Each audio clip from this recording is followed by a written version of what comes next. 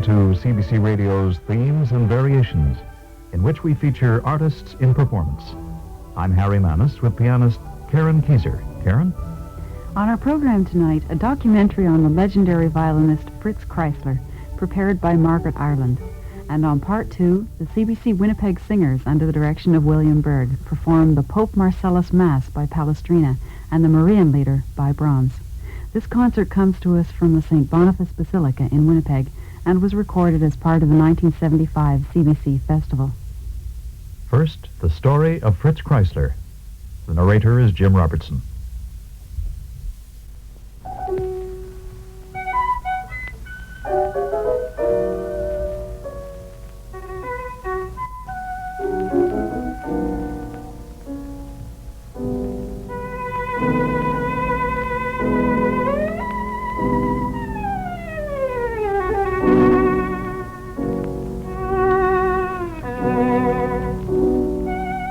Hear Kreisler play, and you'll know how to phrase in singing. Soprano Nellie Melba used those words to describe the art of violinist Fritz Kreisler. Another friend of Kreisler put it this way. This is Mischa Elman. While somewhat younger than he in years, I yet feel proud to have been part of that era in which Kreisler's great art exerted an epoch-making influence. I have always had a great admiration for his inimitable style and great artistry, which will long linger in the memory of those who were fortunate enough to hear him. Mischa Elman, like his friend Fritz Kreisler, belongs now to the past. But today there are younger colleagues who can recall Kreisler. Violinist Isaac Stern says, Kreisler was the greatest protagonist for the violin, playing beautifully pieces that fell lovingly on the ear, and I must say on the heart, that were remembered. To vulgarize it, tunes that one could whistle on the way out. And here is Fritz Kreisler's accompanist, Franz Rupp. When he played, his violin became a human being. That's the best I can say. No violinist could play so beautiful. He played wrong notes, so what, because he didn't practice. But so beautiful, nobody could play so humanly, I see. We'll hear more from Franz Rupp and Isaac Stern later in the program. They'll be joined by Fritz Kreisler's friends, Donald Voorhees, who conducted the orchestra for his radio debut, Archbishop Fulton J. Sheen, violinists Yehudi Menuhin, Nathan Milstein, and others. Highlights will include a recording of conductor Bruno Walter speaking at a birthday party for Kreisler in 1950, and historic conversations with Fritz Kreisler himself, which were taped by radio station WQXR in New York when the violinist was 80 years old. Here's a brief sample, recorded as he talked about one of his own compositions. As far as the Caprice Viennois is concerned, it is certainly melodious because it came to me as a reminiscence of my own, you might say, life, It represented the Vienna air, the Vienna people, the Vienna, my whole association with them. Naturally, it is that.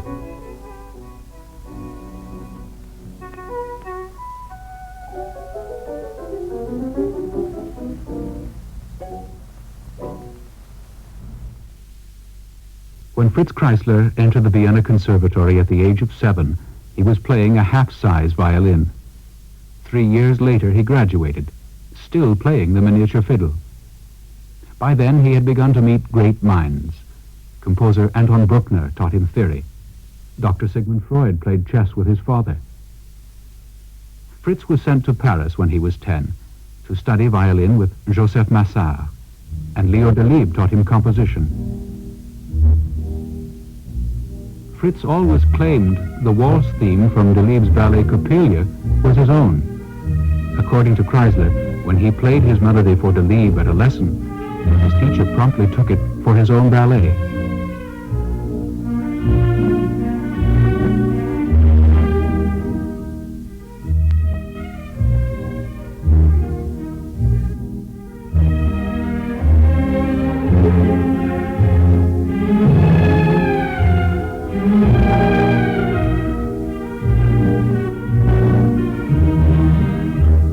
Fritz Kreisler was just 12 when he graduated from the Paris Conservatory with first prize and his first full-size violin. He never again received any regular tuition. The next year, in 1888, he gave 50 concerts in America with pianist Moritz Rosenthal. Margaret Ireland examined some of these early programs and reviews in New York. It's interesting to look at some of the programs Kreisler and Rosenthal played. Kreisler was just 13, and Rosenthal, at 26, was already a seasoned performer and a well-known pupil of Liszt.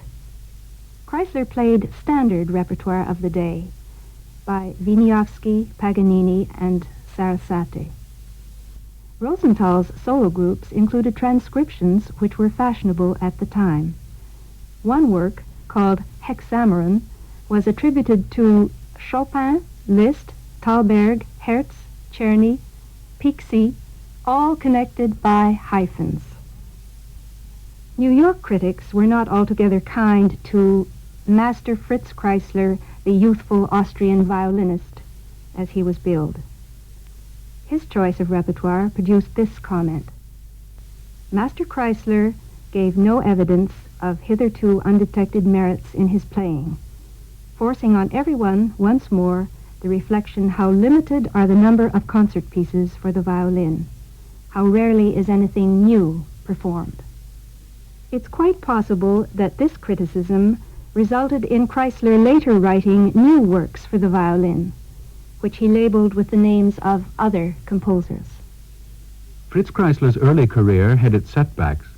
There was a 6-year period in his teens when he gave up playing entirely. During that time, he finished high school in 2 years with special tutoring from his father, Dr. Samuel Kreisler.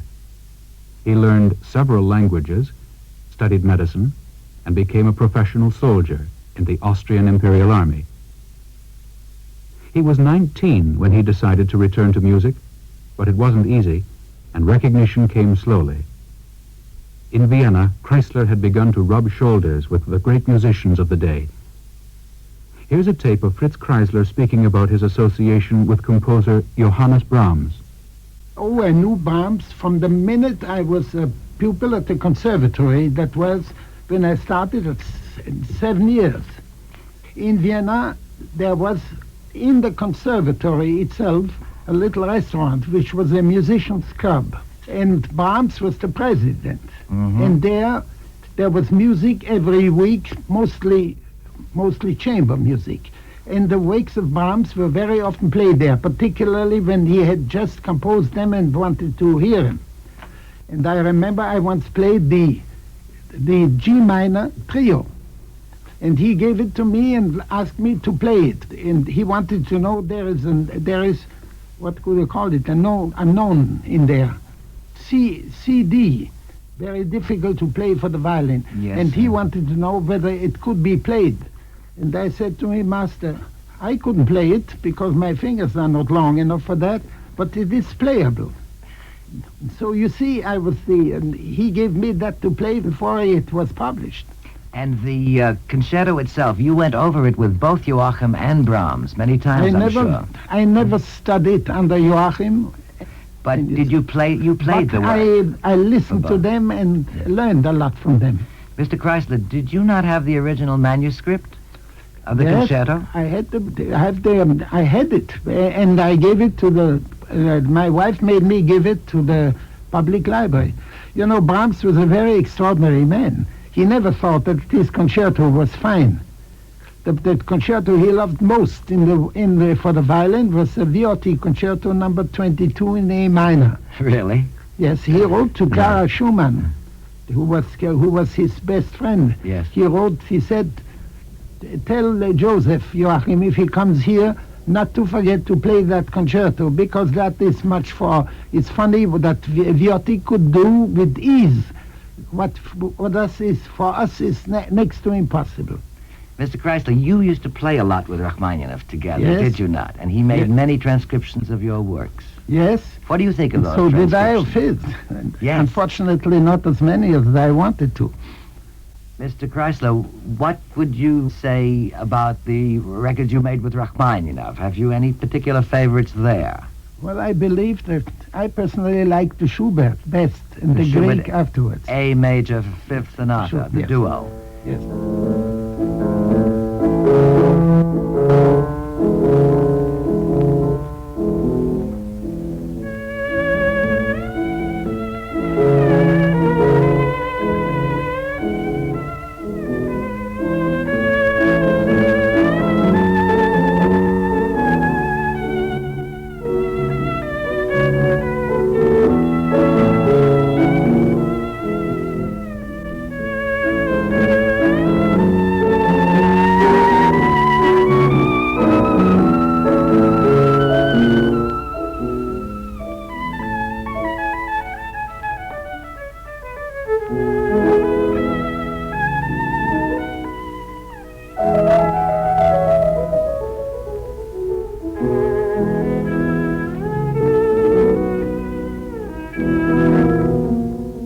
Unknown music had begun to appear in Fritz Kreisler's programs as early as 1902.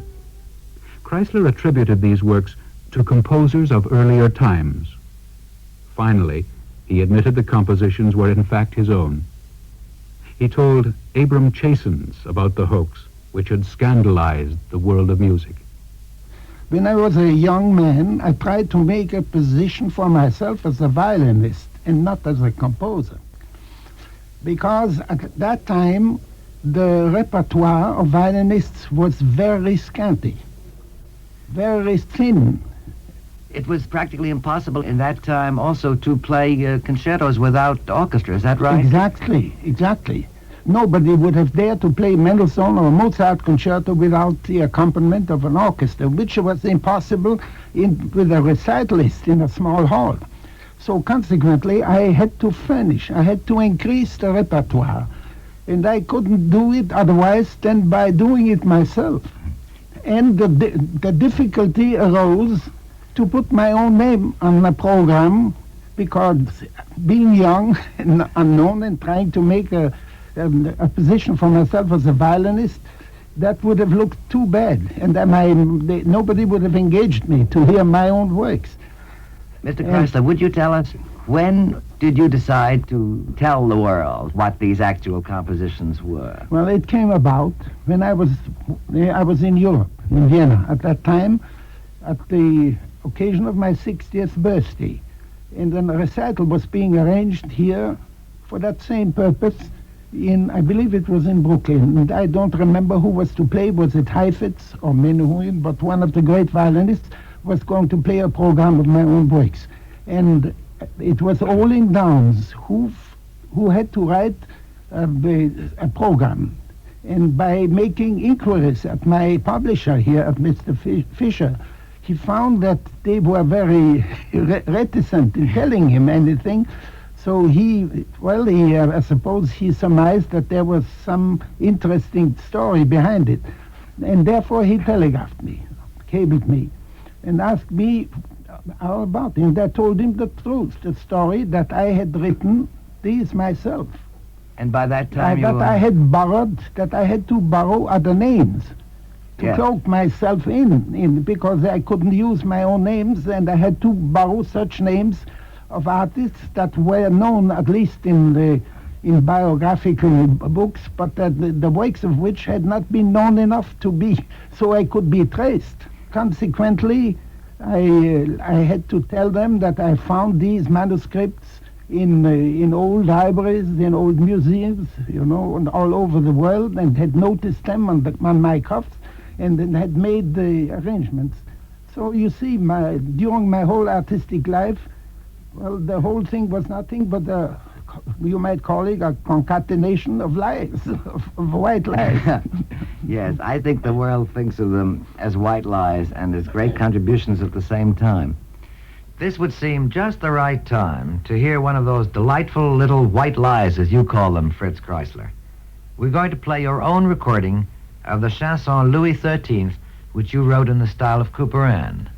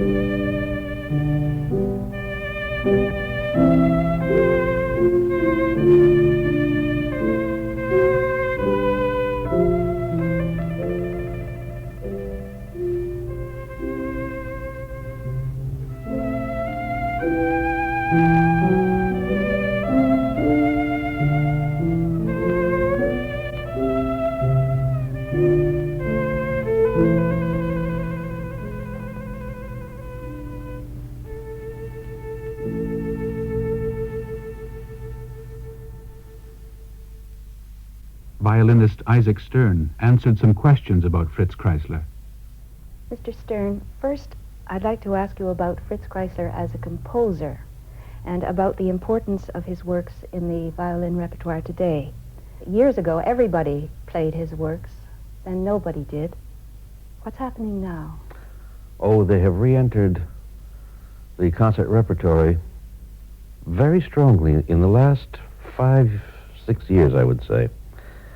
And I think that on the whole there has been and is in all the arts, both by the performers and by the desires of the listeners, a desire to return to a more personal period, a more personal kind of sound, of contact between performer and listener.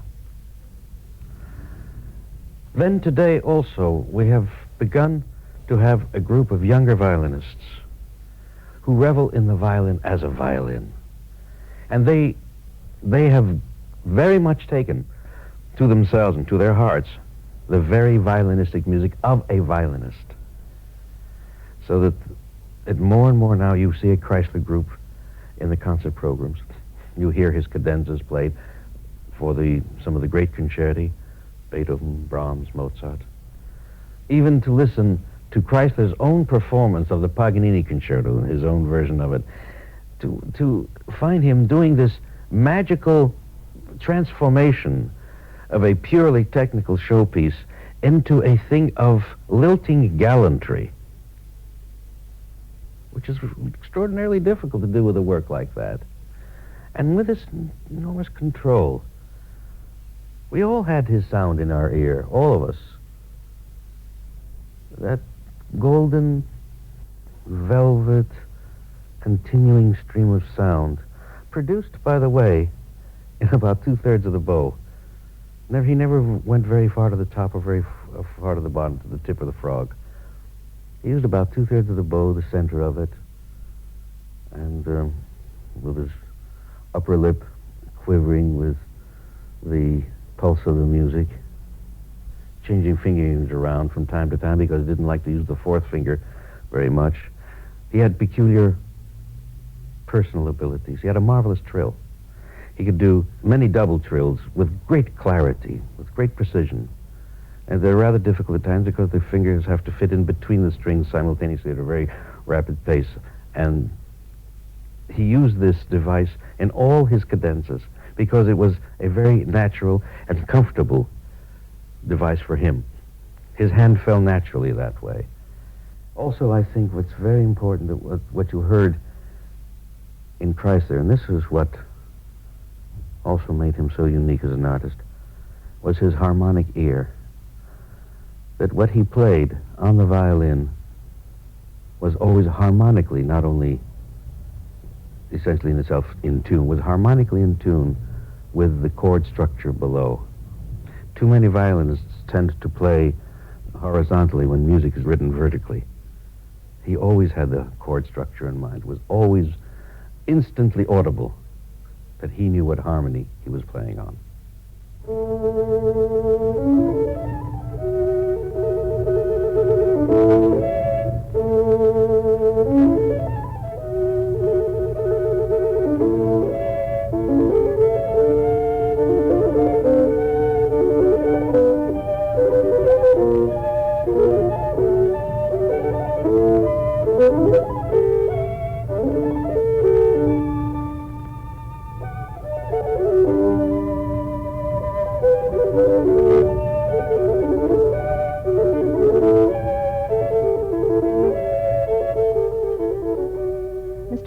Would you say that Kreisler's style and technique were formed in the French school when he was studying in Paris?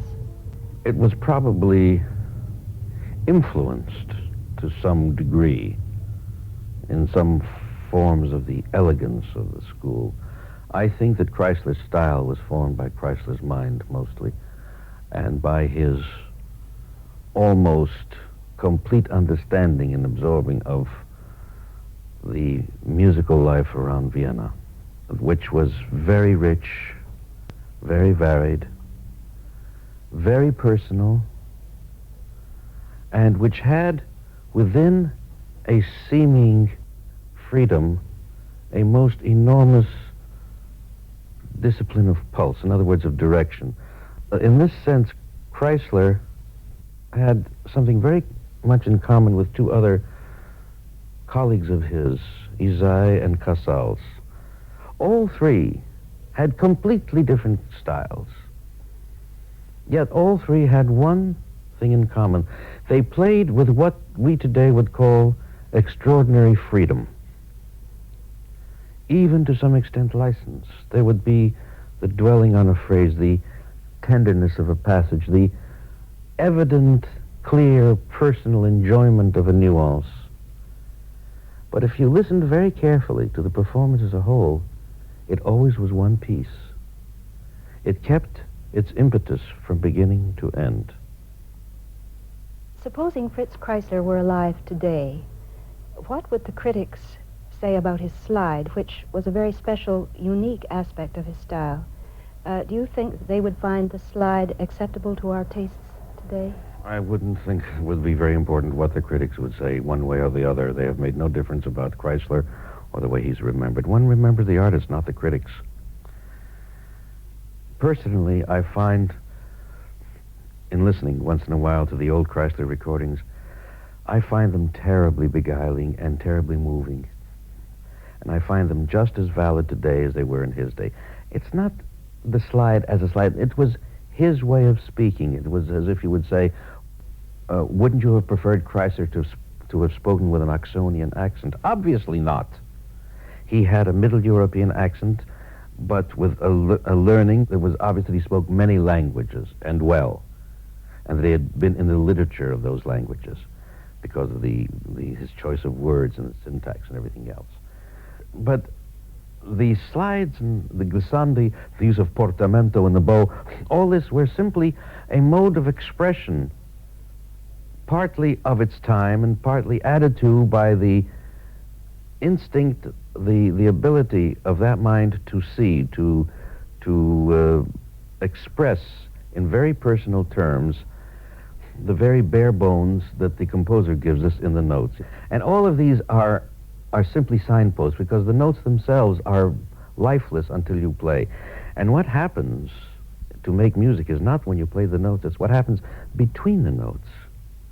In those milliseconds, as you go from one note to another, this is where the music is.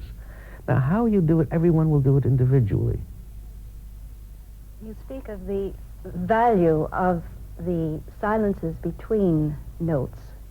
This brings up the subject of his vibrato. When I think back of what Kreisler used, he did perhaps use the vibrato more than I think today I would perhaps personally care to hear at all times. The wonderful thing about the vibrato that he used was that it was, to a degree, extremely variable. I feel generally that vibrato is important when you don't notice it. When you do notice the vibrato, it's already too much. It therefore is one of the most expressive instruments in performance. And you cannot use the same vibrato, nor did indeed Kreisler use the same vibrato in, let us say, one of his own Viennese compositions, or in a vieux ton piece that he would use in a slow movement of Mozart, or in a Bach sonata. To my mind, Kreisler used those differences enormously. The only basic difference is that the simplest sound that his ear would accept to him still carried a great softness and a gentleness, and therefore rather more vibrato than some would use today. But still, the great thing was not the vibrato in itself, but the relationship of one vibrato to another, not always the same sound.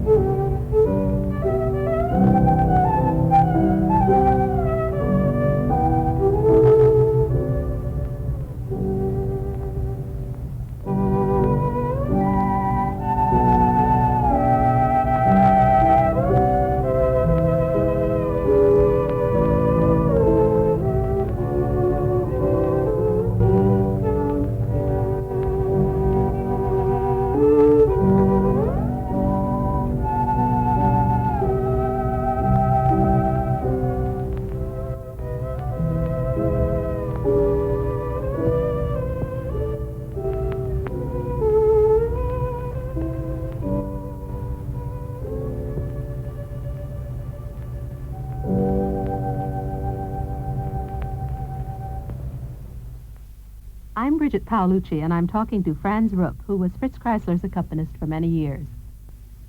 Is it true that even though he loved to play the violin, he hated to practice, Mr. Rupp? That's right.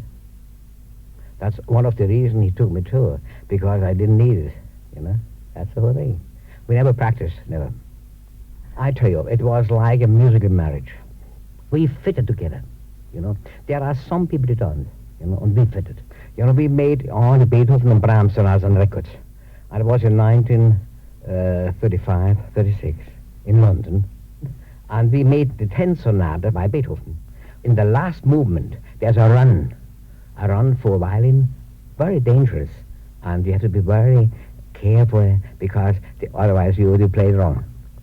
And we made, that time it was 78 revolution. So we could only play 4 minutes, and then we had to stop. And if something was wrong, we had to do it again, you know. That took time. And we were busy the whole morning, and then we had lunch, and the afternoon, we couldn't make it.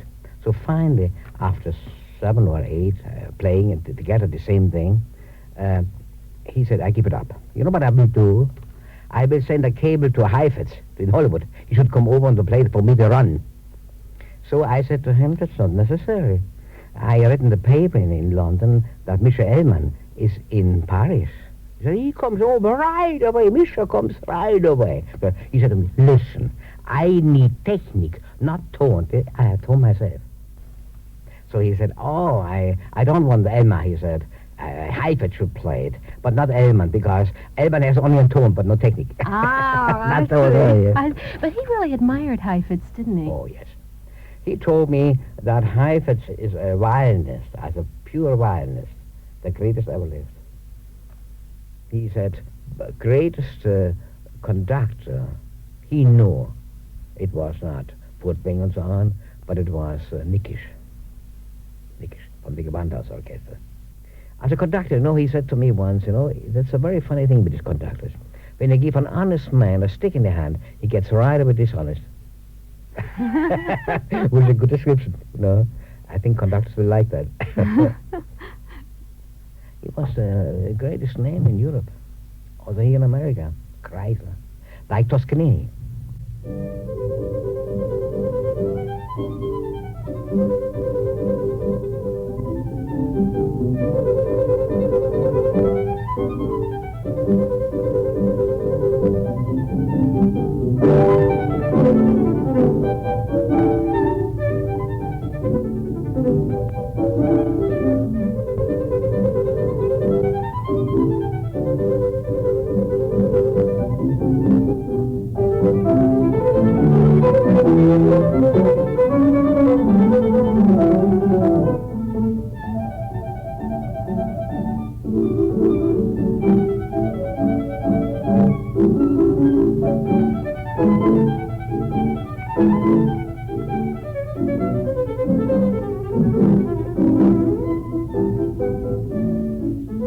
Franz Rupp accompanied Fritz Kreisler for 8 years.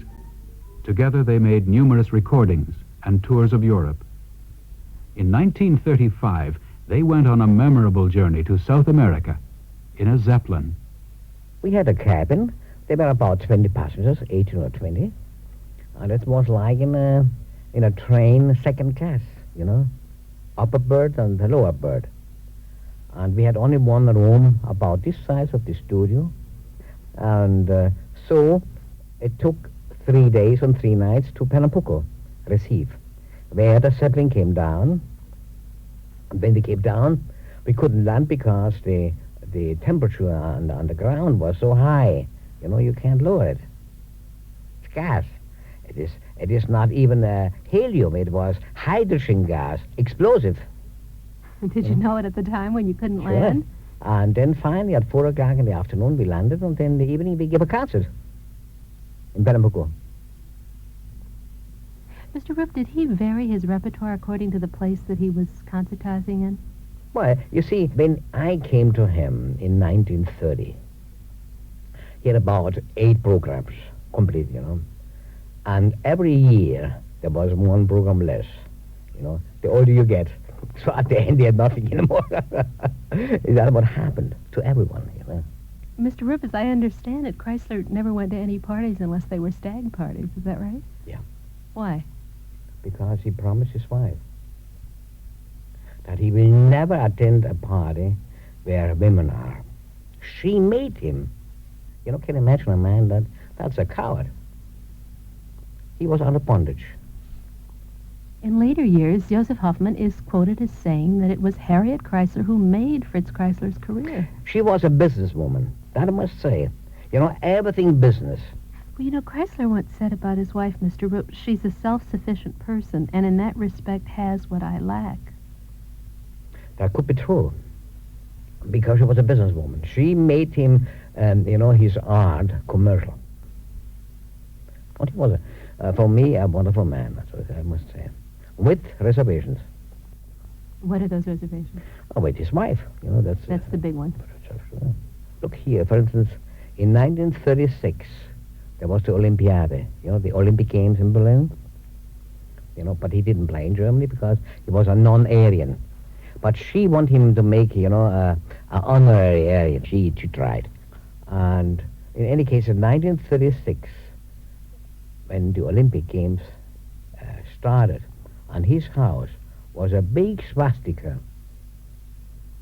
And on the left side or the right side was the American flag, little, you know, not so big, and the Austrian. Now, it's not necessary to do that. But we never talked. I've read the whole biography, the Lochner biography, and there is no mention of the fact that he was Jewish. Of course he was Jewish. You know what happened? He was, I think, converted when he was young. And then he left the church, you know, that time. It was so a fashion. And then he in America, Bishop Sheen got hold of them. And so it became again Catholics. You know? He was already over 80 years and old, you know, and she almost 90. They married in the Catholic rite. Mr. Rupp, did you see the Berlin house after the war? I saw only the photos. I didn't go there. But his home was a beautiful home. Big, a real estate. Beautiful. Cost a lot of money. I don't know how many rooms, maybe 20 rooms, you know, maybe. You know. It was a beautiful home. And the whole home was destroyed, burned out. Mr. Rupp, Fritz Kreisler seems to have needed roots so badly. He began to talk at one point, I know, about all the Christmases that he had never spent in a home. Did this Berlin house give him the roots that he needed so badly? He told me he wanted to have a little home, just a little home for himself, but not so big. It was she. She wanted to show up, you know. What was home to Fritz Kreisler? Home, of course, you know, he was trained to go home to Harriet, to his wife, you know. It was a training. He was very sad, wasn't he, with the fate of Austria during World War II? You see, he was an Austrian, and he never became a German. And so the Nazis couldn't do anything to him, you know. But when Austria was occupied in 1938, then he became a French. They offered him that, honorary. And then he came to America, he became American.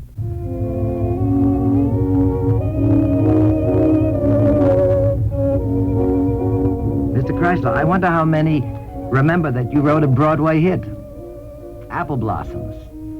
Well, that was a different thing. I wrote it only because Jacobi, who actually then came to me and said he was in need of some certain filling in because he was in under great pressure of time. And he came to me and said, won't you help me? And so I said, yes, of course I will, providing you don't mention my name. And he said, well, go ahead. And I wrote a few things, and that increased so much that finally my name had to be mentioned. And that was the whole reason for it.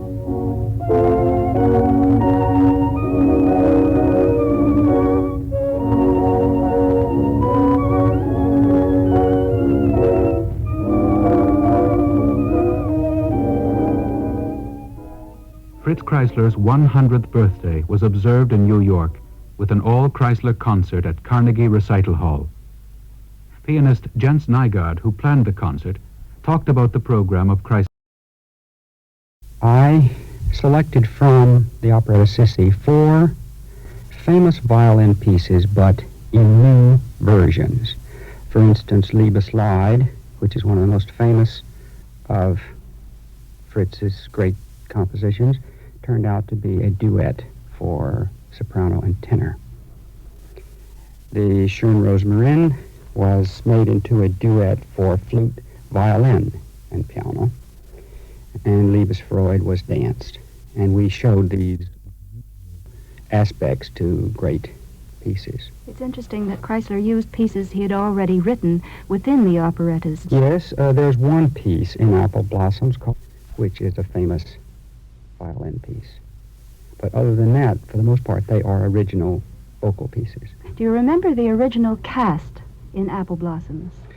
Yes, as a matter of fact, Fred and Adele Astaire danced, and I'm told also sang. And John Charles Thomas, the famous baritone, was in it. On the program you presented, there were 2 art songs by Kreisler.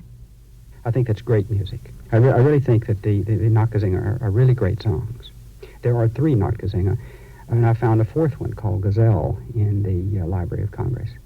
And in the case of the songs, I wish to show as much of a dimension to his songwriting as I possibly could. A little Catholic hymn, 2 of the Heikendorf Psalms, a little wonderful Irish song that he wrote for McCormick, and also a most remarkable piece. As a matter of fact, the most remarkable dimension to Kreisler was that little wonderful fight song which he wrote for the University of Wisconsin.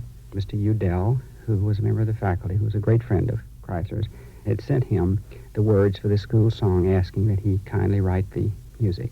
But it somehow never took with the faculty and the student body, so it was dropped. But Fritz Kreisler had, I think, that quality about him. He had this marvelous sense of humor and no real pretension. That's perhaps one of the reasons I love this great man. You chose to end the program with the Fritz Kreisler String Quartet. Is it in any way akin to any of his other compositions? Yes, I think it is. Fritz Kreisler was not a compositional developer. The string quartet, you might say, is, 15 or 26 lovely little segments coupled together like we couple freight trains. And it's interesting to see the manuscript of the quartet in the Library of Congress. And I spent many hours studying that because he would decide that, well, now let's cut off a few of these little boxcars and couple this one here to one 8 or 10 in front of it. So he would sort of just move one little unit and attach it to another because he had second thoughts about it. But it's great music, but we must not look for it to have a Beethovenian kind of development. Once you accept Fritz Kreisler on his own terms, he's great. And once we accept Fritz Kreisler for what he is truly unique. And Isaac Stern agreed. He did not realize how unique he was. There was a joie de vivre about him that was completely enchanting and took everyone along because it was always alive, always the observant eye and very Catholic mind that had seen so much, had absorbed so much, and saw things with great vision and great compassion. He had many philanthropies, and I don't think that people are Very few know about aware of these. For instance, I was so surprised when I found out that he had contributed generously to the New York Foundling Hospital. And then at the end of World War I in Vienna, I was told there was a house for homeless children, which he founded and sponsored for many, many years. I think that most musicians would be surprised to find that out. These are not things which are normally associated, especially in these times when public deeds do not go on terribly unnoticed. In 1941, Fritz Kreisler was seriously injured in a street accident in New York. He was knocked down by a delivery truck and suffered a fractured skull. Although his hands weren't injured, his memory appeared to be. Later, he could recall very little of certain periods in his life. Mr. Rupp, did you hear him play again after the accident? Yes. Was there a difference in the way he played? Did he ever recover from that accident? It wasn't good anymore. And then, of course, since he didn't practice, and after the accident, of course, he didn't practice either, so you can't do it. And then he stopped, Was there a great change in him after the accident? When he recovered, he couldn't remember many things, Did you see Fritz Kreisler very much after he retired? I saw him quite often at Voorhes' office. Do you know, really, it sounds as though he was really a lonely man, except for Charles Foley. He was very lonely. You see, many people, they didn't go to Kreisler because of her. Now, for instance, Einstein broke with Kreisler on account of her. So he really was isolated from people. But it wasn't his art, then, that No. isolated him. No. Why did Fritz Kreisler never teach? That I asked him to. He didn't like it. He said, there are so many more good teachers, why should I? He never taught. Was he a good sight reader? Oh, yes. Oh, yes. I had something which he didn't have. I was the absolute pitch. People liked everything what Kreisler played. It makes no difference. When Kreisler came in, with his vest, which was black, and always the same vest, and the people loved him when he came in. A human being came. People loved him. He was beloved. Franz Rupp accompanied Kreisler throughout Europe and South America. In North America, Carl Lamson was his accompanist. Another American musician associate was conductor Donald Voorhees. The very first time I heard him was very soon after the First World War. Fritz was an Austrian citizen, and he had gone back to serve in the forces during World War I. And he was deliberately brought to Allentown, Pennsylvania, my hometown, because of the strong German population and so on. His first recital in this country after his return from World War I was in Allentown at the Lyric Theater. He had been injured. He had been hit in the hip in the war. And he came on stage using a cane, carrying his fiddle, as he customarily did, by the head, and using the cane, which he hung in the crook of the piano, and then proceeded to play his recital. Well, when did you meet him? The late 20s, I would say. My first attempt at trying to get Fritz to play in radio goes back to 1934, I believe. He had never played in radio, and after a week or 10 days or so, we got a call from Charles Foley, his manager, saying that Fritz had said no, he wouldn't play. From the time of his beginning to broadcast with me, and he had never broadcast with anybody else, we became the closest of friends, I would say.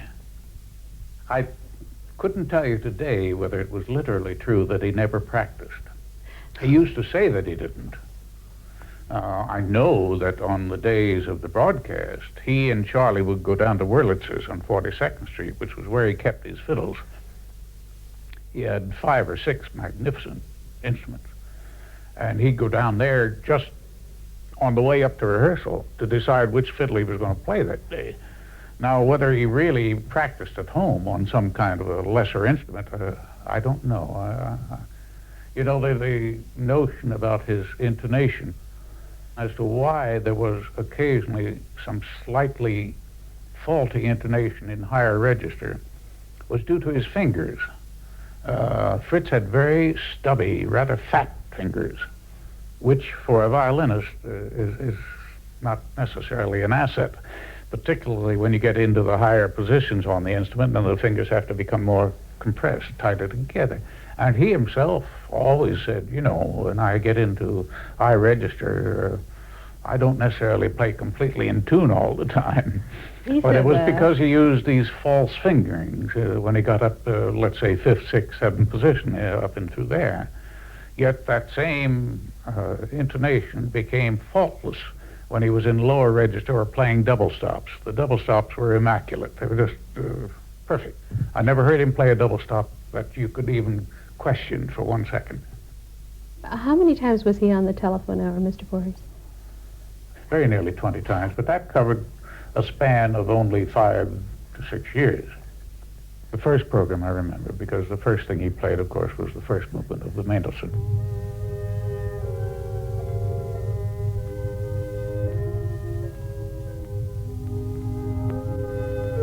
Heifetz was one of the few, and I say few advisedly, was one of the few who was sort of sorry that Fritz decided to broadcast. And the reason was that Fritz, of course, obviously, was past his prime and would occasionally have a slight blemish, let's say, intonation-wise. But he could still turn phrases like nobody else ever did.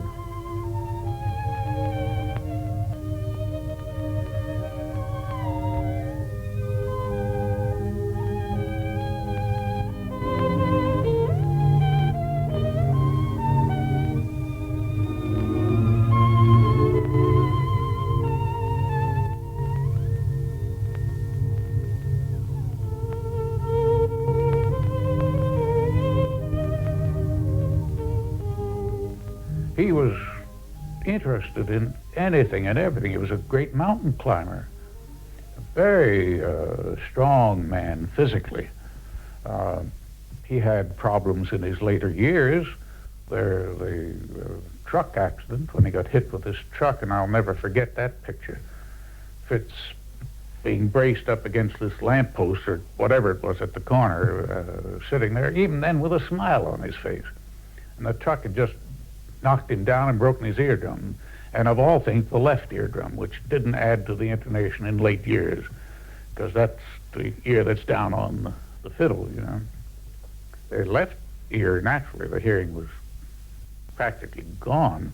His only problem in his last few years was his blindness.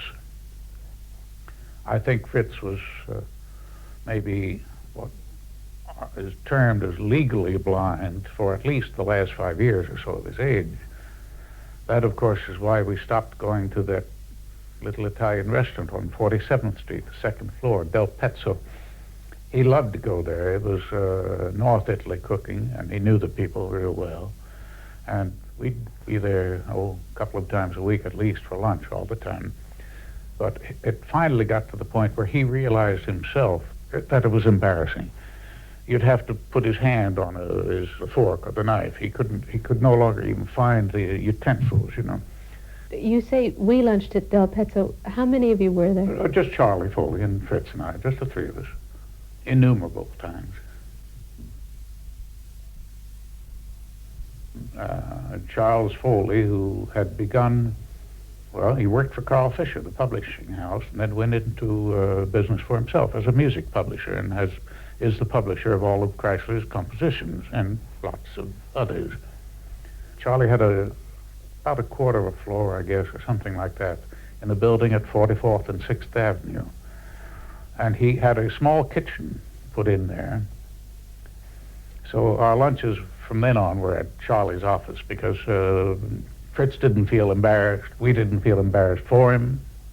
And, of course, he had to get out to lunch a few times a week because he always swore that Harriet starved him to death.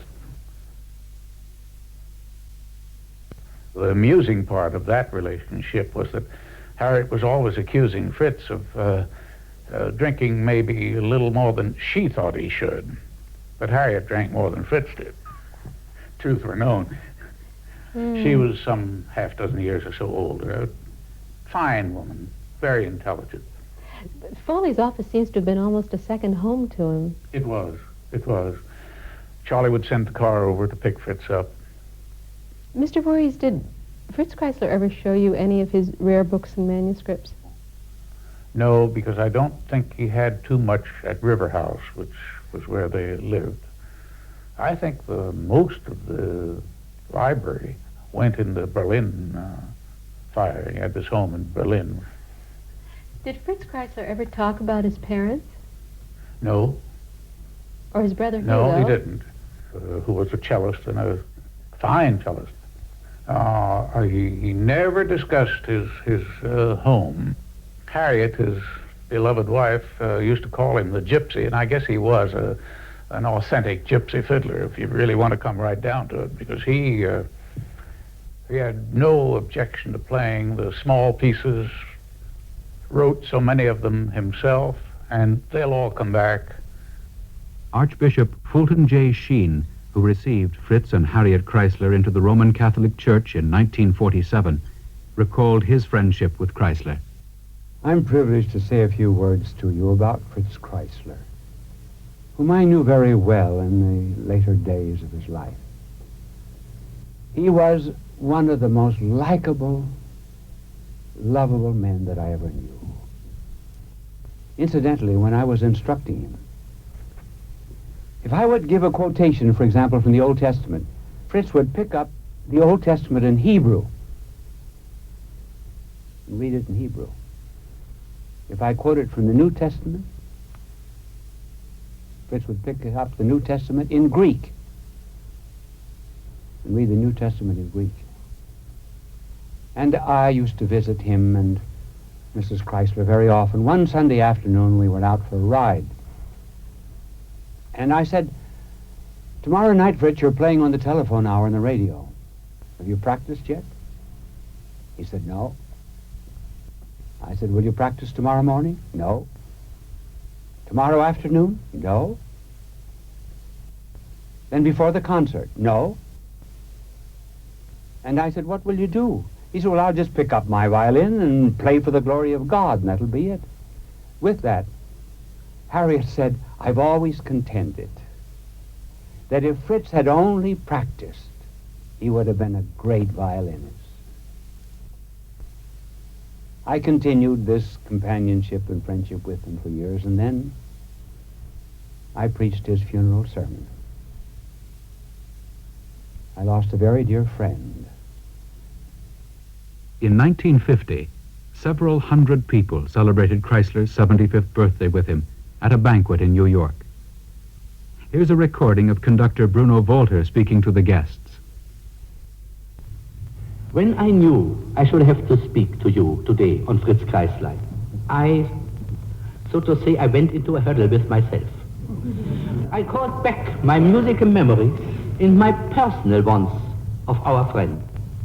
I saw the two of us long, long ago when we spent charming and stimulating evenings together in Berlin, in the house of an old friend of Fritz Kreisler and of Harriet Kreisler, who was also a friend of mine. And there it often happened that after dinner, Kreisler sat down at the piano, and you wouldn't believe how he played the piano. He played like a real pianist, and of course like the real musician he is. But then, later in the night, when the spirits grew more alive and more excited, then Kreisler took out his fiddle of its case, and then he played. Well, how to describe it? He did not only play the violin, he became the violin. Or better, the violin became Fritz Kreisler. To make music is for Fritz Kreisler what flying is for the bird, what swimming is for the fish. And I am aware it is this elementary quality which explains the spell that he casts over his audiences, that changes the passing events of his concerts into a profound, lasting experience.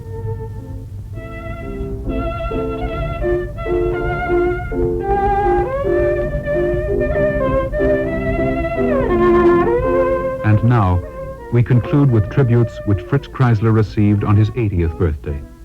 We believe they are just as timely now as they were in 1955. This is Yehudi Menuhin. To Fritz, the most beloved of colleagues, on his 80th birthday, yet another heartful of reverence and affection. May your benign presence among your younger colleagues long bring us the inspiration we cherish. This is Nathan Milstein. I'm very happy for this opportunity to say how much your great artistry and your warm personality has meant to me throughout my career. I wish you happiness and long life. This is Erika Morini, one of your most devoted admirers. Whenever I play one of your compositions, I'm thoroughly inspired by the poetic beauty of your spirit and your art. I wish and hope that you will be with us for many more years to come, for you make this world a much more worthwhile one in which to live. This is Joseph Szigeti, and this is to bring all the affection and admiration and gratitude that I have always felt for our great Fritz Kreisler. This is Zino Francescatti. You know, mon cher maître, that you always have been my inspiration and model in our difficult career. Let me tell you on this anniversary my everlasting affection, love, and respect for you and your dear companion, Harriet Kreisler. This is Joseph Fuchs. I am happy to greet you on this day, which holds such significance for all of us. You have always been a guiding spirit and a great inspiration, and your superb art will long linger in our hearts. The happiest of birthdays and affectionate greetings to you and Mrs. Kreisler. This is Isaac Stern. It is a great privilege to join with my friends and colleagues in this tribute to you. A tribute not only to a great figure in the history of music, but a great man whose warmth and sincerity and nobility of purpose has meant a great deal and will always mean a great deal to all of us. God bless you, and many thanks for all that you have done.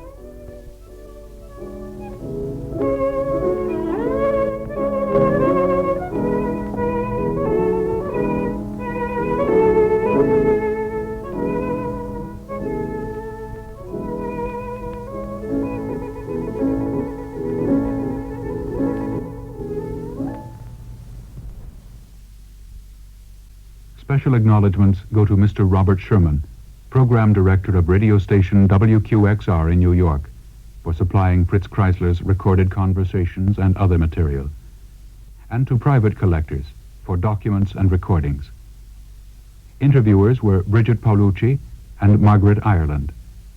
Technical operations, David Quinney.